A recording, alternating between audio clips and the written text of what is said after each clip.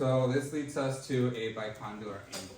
So what is it? What is a bicondylar angle? So anybody? Was that the angle? I keep thinking about this when you're talking about the tibia, but that's the angle of the femur that goes in to help center your weight. Right. Right. So even though this is the tibia, and we talk about the bicondylar angle on the femur, because we don't have the femur associated with this, but we can see the implications of it based on the proximal tibia, right? So just refresher, it's the angle between the shaft of the femur and the perpendicular line of the condyle. So basically like an upside down kind of situation that we're seeing. So it forms angle from the knee to the hip joint, and that brings the knees closer together on the body. And why would that be important to bring your knees closer together? Does somebody hands up?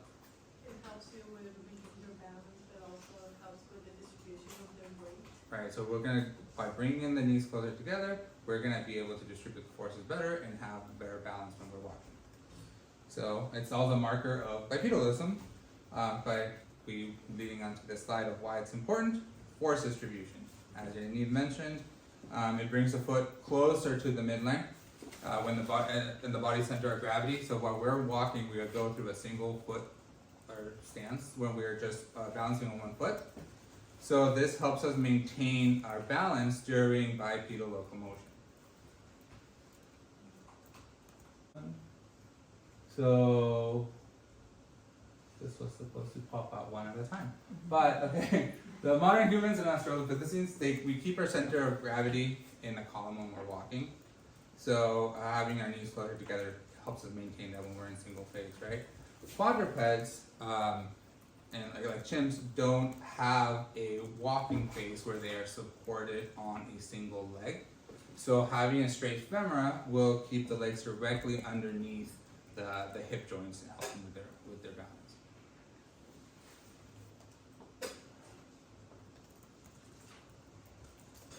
So this leads us to ontogeny. You guys know what ontogeny is? Anybody can tell me? So ontogeny would be like that development, something that occurs during the development of an individual. So babies actually don't have a bicondylar angle. So the image on the side is a radiograph of an infant, and you see their femora being very straight. So baby bicondylar angles is 0 when they're born, and it actually does not start forming. Bicondylar angle doesn't start forming till around. Oh, sorry. Yeah. No, it's okay. No, that's not the word. You sure? Okay. So the bicondylar angle is 0 when babies are born, and we don't start seeing a change in the angle to start appearing till around 2 years, and that continues to develop. You guys, anyone want to take a guess of why it starts developing around this time? Why they're born without one, and why we start seeing a change? Why don't you guys discuss a little bit, and then we can talk about that.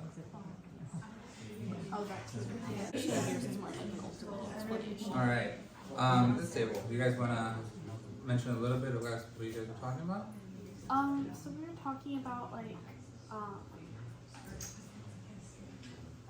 how babies don't really, they're not born bipedal, right? Mhm. They at first have like a quadrupedal form of locomotion. And then do you want to talk about your idea for like why? Well, I was saying that it's not angled out to help them exit the breath canal a little bit easier since that is so narrow. So. Okay. Who else wants to have other ideas? Yeah. Could it be that since like the babies are not, they're like getting nurtured and carried and stuff, they're not wasting energy kind of developing that until they actually need to start walking bipedally? Okay, so we have energy conservation, and we have being able to be fit through the birth canal. Anybody else want to bring up their ideas? Yeah. We said that like it would probably only actually develop once you're up walking around under the force of gravity, but when you're like floating in utero, you wouldn't really have that force acting on you. It wouldn't be like postural stuff going on. Okay. So yeah, so around 2 years of age is when we start seeing babies start to walk in a different way, right? They're not crawling anymore. They're starting to take their steps, trying to walk around everywhere. So you're getting more forces that are being applied on that. I remember when we were talking about the proximal portion of this was helping with force distribution, right? So as the babies are walking around, gravity is acting upon them. We're also experiencing gravitational forces going up. We're getting different forces coming in, so it needs to be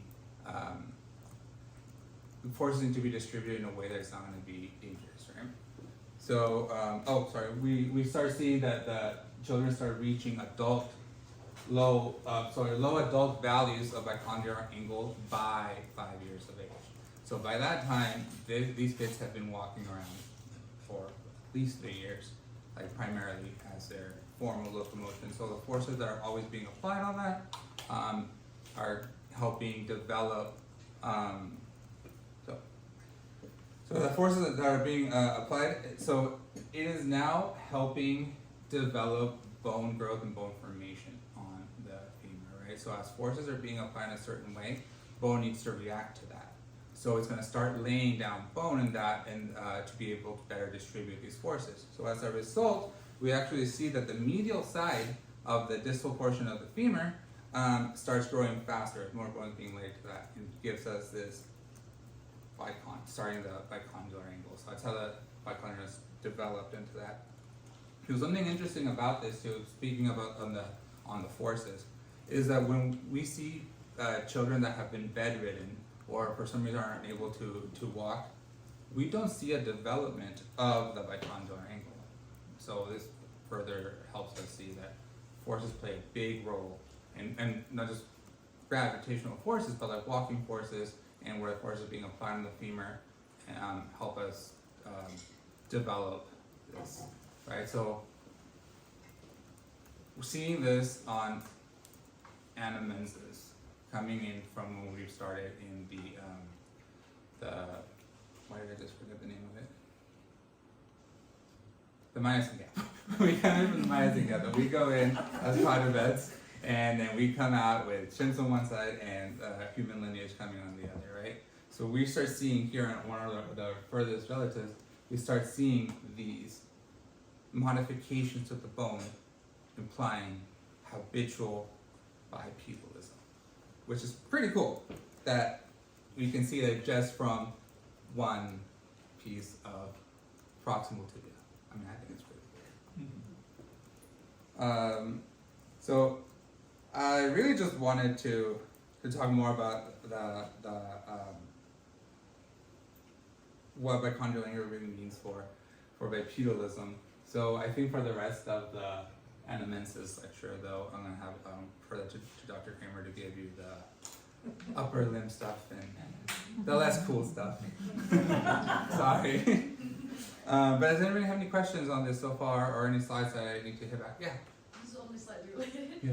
How different do we know is the bicondylar angle and that sort of the knee joint on someone, for example, who's like bow-legged or someone who's knock-kneed, Ooh. relative to like Jim's? Yeah. So that's a little harder, I think, to answer, because that comes from pathology. It's not like something that has been developed through